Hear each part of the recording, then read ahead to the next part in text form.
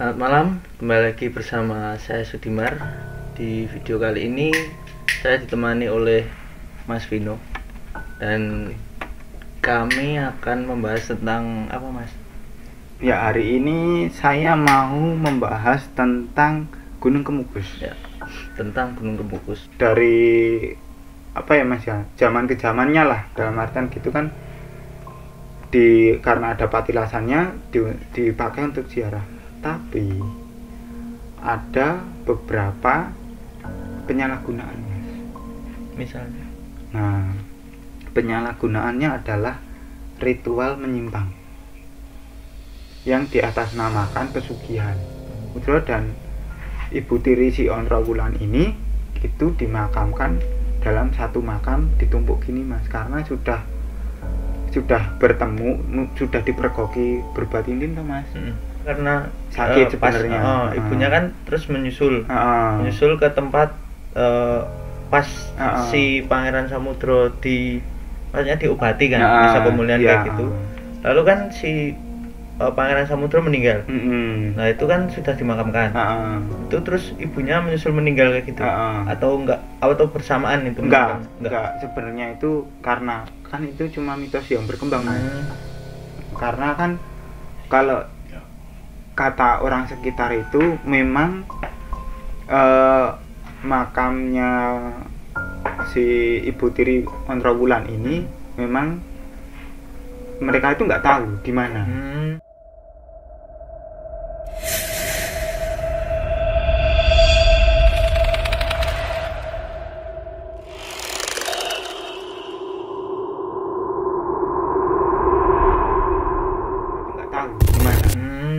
Ya, itu yang tahu itu cuma makamnya Pangeran Samudro. Nah, kemarin. Nah, terus jadi gini, Mas, ritual itu kalau di sana itu terkenalnya setiap hari Jumat Pon. Di sana pasti tinggi pengunjungnya, Mas. Berarti Jumat Pon malam kayak gitu. Malam Jumat Sabtunya kayak gitu. Bisa dibilang gitu. Malam Jumat Pon. Malam Jumat Pon.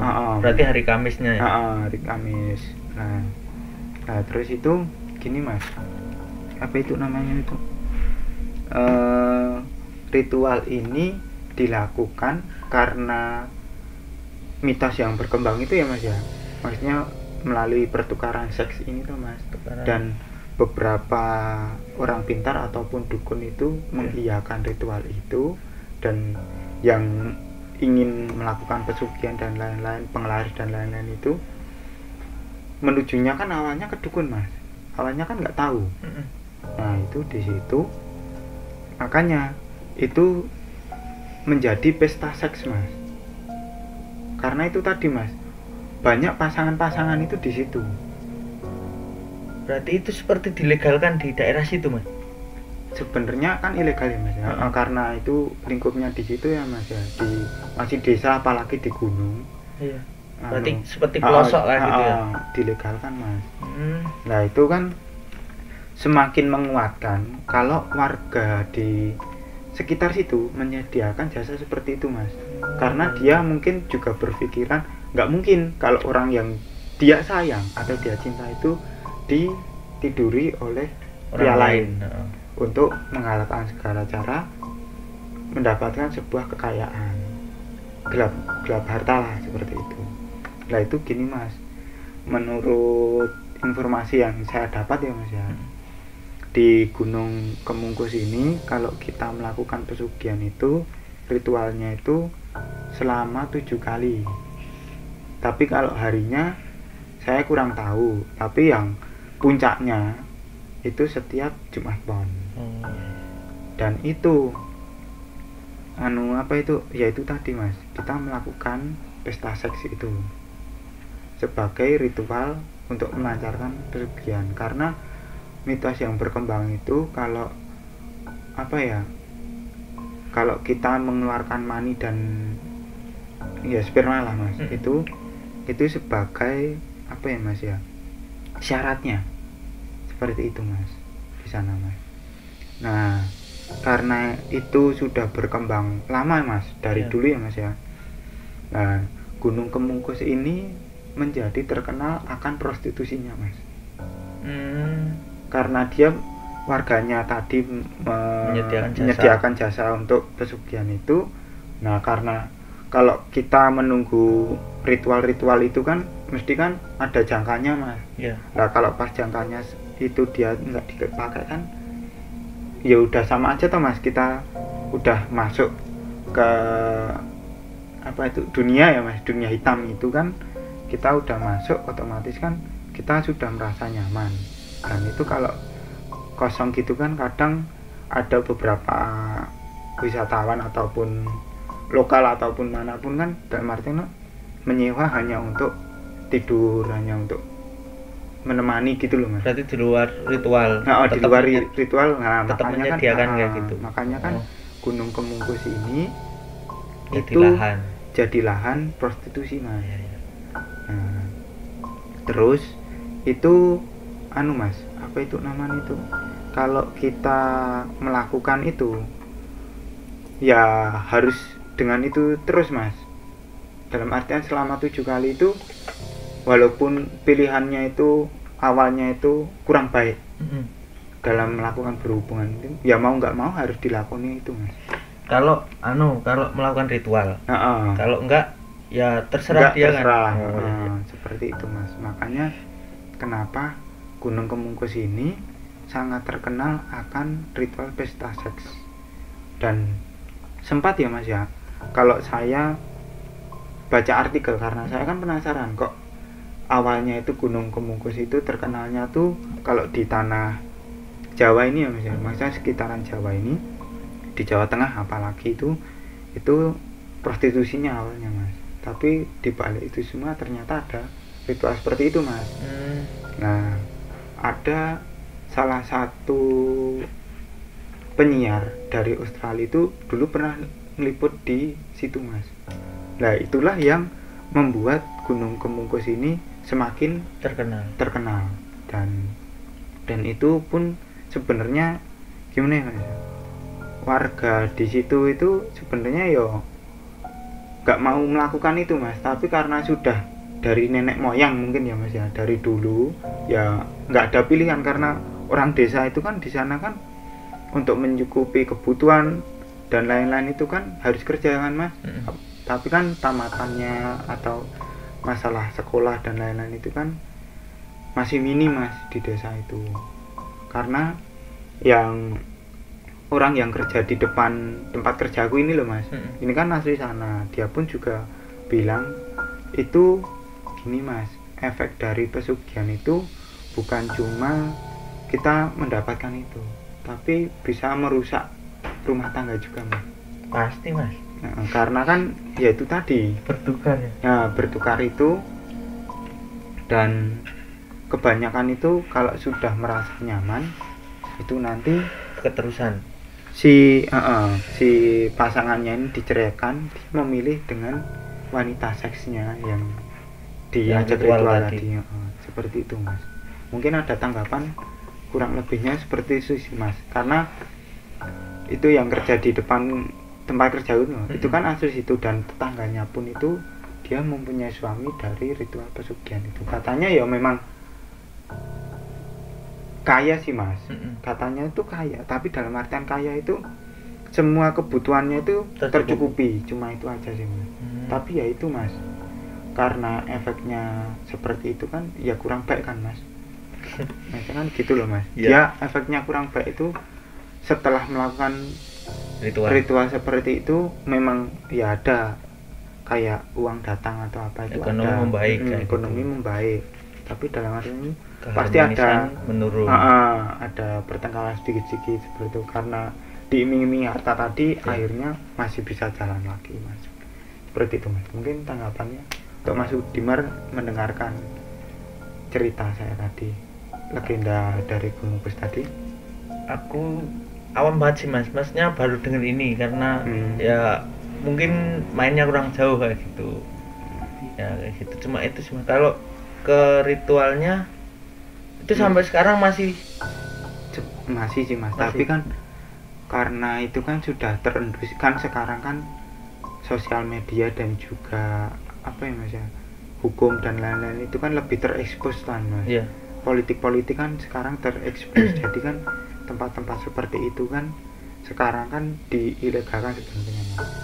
Tapi lucunya ini mas, kan itu sudah terkenal ya mas ya. Nah setiap polisi satpol pp kayak gitu mas, itu kalau mau menggerebek tempat itu pasti nggak jadi mas, karena mundur. Katanya itu pengakuannya itu satu kelompok ini, satu namanya satu apa ya, satu peleton atau satu apa, pokoknya satu kelompok itu mau mendatangi tempat itu, mau menggerebek tempat itu pasti alasannya gini mas, oh iya kemarin ada acara. Itu yang pertama alasan. Yang kedua itu, oh iya ya ada agenda ke sana, saya lupa menugaskan anak-anak ke sana. Ya. Seperti itu mas. Itu sampai dulu itu pernah mas terjadi, itu rencananya sudah disusun matang-matang, itu sampai 7 kali gagal mas, baru bisa ke situ. Dan sudah ditentukan mas harinya, itu harinya itu Jumat Pon. Itu sudah ditentukan, itu pasti pengunjung dari manapun itu ke sana mas. Banyak ya, karena kan lebih banyak gitu. Karena apa ya, katanya itu Pangeran Samudro kan wetonnya atau meninggalnya itu kan Jumat Pon itu mas. Nah mungkin karena itu mas, banyak yang ke sana, tapi itu pasti gagal mas. Masnya itu mundur gitu loh mas. Dalam artian gitu, pernah mas kejadian seperti itu. Seperti itu mas. Sampai sekarang berarti ini kalau sekarang itu suasananya itu jadi gini mas. Itu kan karena sudah digerebek beberapa kali ya mas. Itu kan jadi nggak seperti dulu terang-terangan mas. Sekarang itu kalau kita sudah tetap menjadi kayak pelanggan tetap gitu loh mas. Itu kan jadi kita itu sudah punya koneksinya ke sana. Jadi tanpa harus kayak dulu terang-terangan gitu, secara sembunyi atau secara lewat handphone atau apa kan sekarang bisa mas. Seperti itu sih mas. Kalau suasana sekarang. Dan itu sebenarnya juru kunci si Pangeran Samudro ini menyayangkan itu mas. Tapi karena gimana ya mas ya, itu dia itu kuasanya tuh kurang.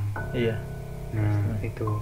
Dan itu gini mas, di situ sekarang sudah disediakan bilik-bilik gitu mas. Jadi dekat patilasannya itu dikasih bilik-bilik. Jadi kalau mau ritual di situ bisa. Tapi kalau dulu itu ritualnya itu di Sendang Ontrowulannya mas. Itu jauh nggak sih mas? Antara berdekatan mas. Dekat. Misalnya ya, mungkin jaraknya berapa meter kayak gitu. Kalau warga sekitar bilangnya itu cuma 5 meter atau 10 meter, karena itu kan satu area gitu loh mas. Deket banget mas. 5 meter sampai 10 meter. Jadi kayak ini rumah sampingnya ada kolam renang seperti itu mas. Berarti Sendangnya itu agak luas mas? Agak luas lah. Seperti itu kolam renang ya? Ritualnya di pinggiran Sendang-Sendang itu mas. Iya. Ada yang masuk Sendang juga sih mas sebenarnya, tapi kan gimana ya, yang mungkin yang merasakan seks atau seperti apa kan di samping-samping itu lebih. Sendangnya itu air biasa ya mas? Ya kayak umbul gitu mas. Dulu pernah ke Sragen juga sih mas, tapi itu air hangat Sendangnya gitu. Mungkin ada mas. Itu kalau itu ada, tapi gimana ya, itu kan kalau Jongguru kuncinya kan sudah turun menurun ya mas. Iya. Itu sebenarnya menyayangkan mas, tapi kan keluarga dari juru kunci itu kan juga nggak bisa berbuat banyak mas. Iya mas. Soalnya dia sudah laporan pun ke pihak berwajib, ya itu tadi kayak digagalkan seperti itu loh mas. Iya. Itu seperti itu sih mas. Ya kurang lebih seperti itu mas. Ya. Ada tambahan? Sudah cukup. Ya. Terima kasih untuk kalian yang sudah menyaksikan, dan terima kasih juga untuk Mas Vino atas informasi yang telah dicari ya. Dan untuk perilaku atau perbuatan kami yang kurang mengenakan tolong dimaafkan, dan untuk keluarga yang mendengar ataupun yang bersangkutan dengan apa yang dijelaskan Mas Vino atau diceritakan Mas Vino, kami mohon maaf. Ya, terima kasih. Dan apa? Anu Mas, maaf ya, Ya, tambahan ya Mas apa-apa. ya. Saya mau minta maaf untuk beberapa sumber yang sudah berbagi cerita ke saya, menginfokan ke saya. Saya cuma sharing saja. Sharing. Tempatnya kalau memang kita berniat berziarah ya berziarah saja. Kalau sampai melakukan seperti itu kan itu sudah salah jalan Mas. Seperti menyimpang. Sudah menyimpang. Dan kita harus menghormati arwah-arwah yang dulu leluhur dahulu. Kalau niatnya ziarah saja. Ya, seperti itu sih Mas. Dan sampai terbawa jangan situasi tergoda. Karena di sana banyak yang seperti itu. Nah, kita cukup tahu saja, jangan sampai mencoba. Di sini kita cuma menginformasikan saja. Ya, terima kasih.